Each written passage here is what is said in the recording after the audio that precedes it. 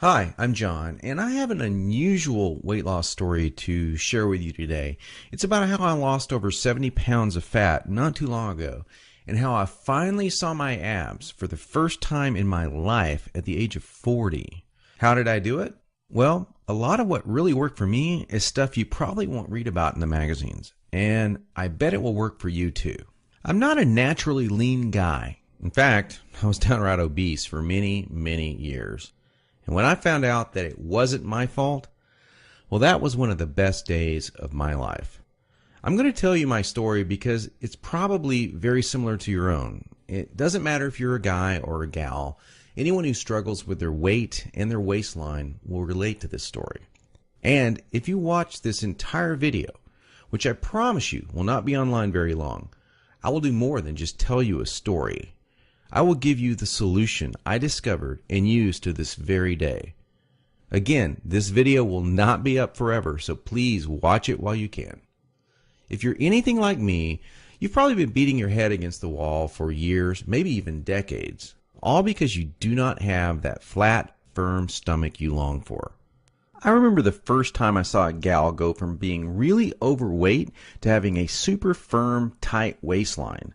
I knew Susan was working out, and she was always in and out of the gym in about 20 or 30 minutes.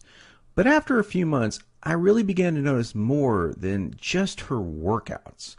I noticed her super firm waistline. Susan was wearing a workout outfit that showed the rest of the gym what she did. She got the fat off, and boy, was it sexy. That just made me want to go home and do 1,000 setups. And I did. I was really sore the next day. It didn't exactly work, though. Now, you know the look of what I'm talking about.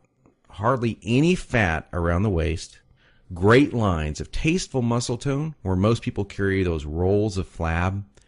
And when Susan tucked in her shirt, nothing hung over her belt. And that's not all. Here's what struck me as very strange. Susan never did setups. She never worked her abs in the gym. She was always working out, but I never once saw her do so much as even look at her abs.